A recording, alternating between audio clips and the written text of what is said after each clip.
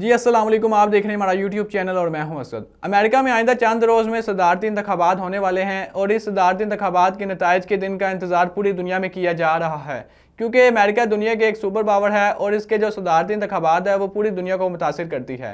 एक तरफ तो साबिक सदर डोनाल्ड ट्रंप की रिपब्लिकन पार्टी, जबकि दूसरी तरफ डेमोक्रेटिक पार्टी की जो उम्मीदवार है कामला हैरिस। इन दोनों उम्मीदवारों के दरमियान कांटेदार मुकाबला है और ये समझा जा रहा है कि इस बार जो इंतखाबात होंगे वो अमेरिका की तारीख में सबसे सख्त मुकाबला है। तो आज की वीडियो में जानते हैं कि ये इंतखाबात कैसे होते हैं, क्या प्रोसेस है और किस पार्टी की जीतने के इम्कानात हैं। तो वीडियो की तफसीलात में बढ़ने से पहले अगर आप हमारे चैनल पर नए हैं तो इसको सब्सक्राइब कर लें ताकि आप तक चैनल की वीडियोस का नोटिफिकेशन आता रहे। अमेरिका में सदारती इंतखाबात हर 4 साल बाद होते हैं और ये इंतखाबात नवंबर के पहले मंगल को किए जाते हैं। और जो भी वोटर्स हैं, जो अमेरिका के सिटीजन हैं, उनके पास ये ऑप्शन होता है कि वो अपना वोट कास्टिंग डे से कुछ दिन पहले भी इसको कास्ट कर सकते हैं।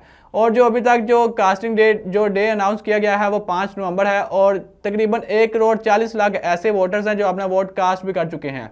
अमेरिका की कुल आबादी तकरीबन 33.5 करोड़ है और 24 करोड़ इनमें से रजिस्टर्ड वोटर हैं। और अगर हम बात करें जो भी वोटर्स हैं जो अपना वोट कास्ट करते हैं वो किसी भी उम्मीदवार यानी कि डोनाल्ड ट्रंप या कामला हैरिस को डायरेक्ट कास्ट नहीं करते, बल्कि वो अपनी स्टेट के जो इलेक्टोरल कॉलेज होते हैं जिनको ये सियासी जमात नामजद करती है वो उनको कास्ट करते हैं।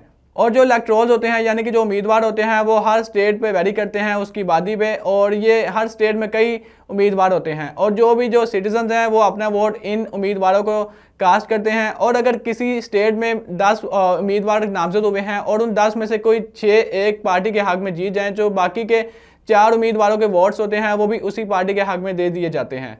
जो दोनों पार्टीज हैं, रिपब्लिकन पार्टी और डेमोक्रेटिक पार्टी, ये अपनी रैलीज पे तकरीबन अरबों डॉलर्स खर्च कर रही हैं और पुरजोश तरीके से अपनी रैलीज का इनकाद किया हुआ है और अमेरिका में एक हलचल सी मची हुई है।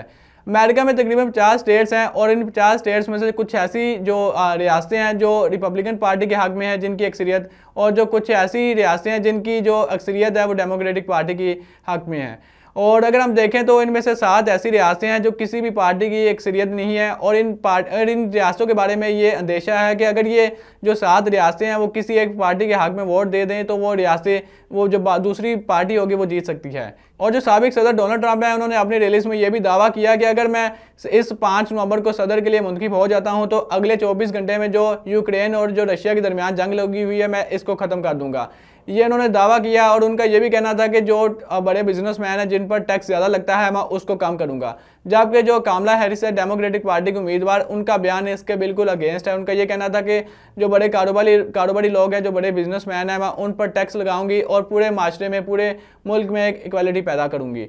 और दोनों उम्मीदवार हैं वो अच्छी खासी रैली चला रहे हैं। दोनों उम्मीदवारों ने यूक्रेन और रशिया की जंग पर तो बात की, लेकिन उन्होंने इसराइल और गजा के दरमियान जो जंग लगी हुई है इस पर भी कोई बात नहीं की। और दोनों उम्मीदवारों के जो बयान भी सामने आए हैं वो इसराइल की हिमायत पर थे। इन्होंने गजा में जो नस्लकशी हो रही है उस पर कोई भी बात नहीं की और ये इसराइल का साथ देंगे। और अभी तक की जो लेटेस्ट अपडेट है जिसमें यह बताया जा रहा है कि जो कामला हैरिस जो डेमोक्रेटिक पार्टी की उम्मीदवार है वो 48% उसके जीतने के इम्कानात हैं, जबकि जो डोनाल्ड ट्रंप है रिपब्लिकन पार्टी के उम्मीदवार, उनके जीतने के चांसेस कम है।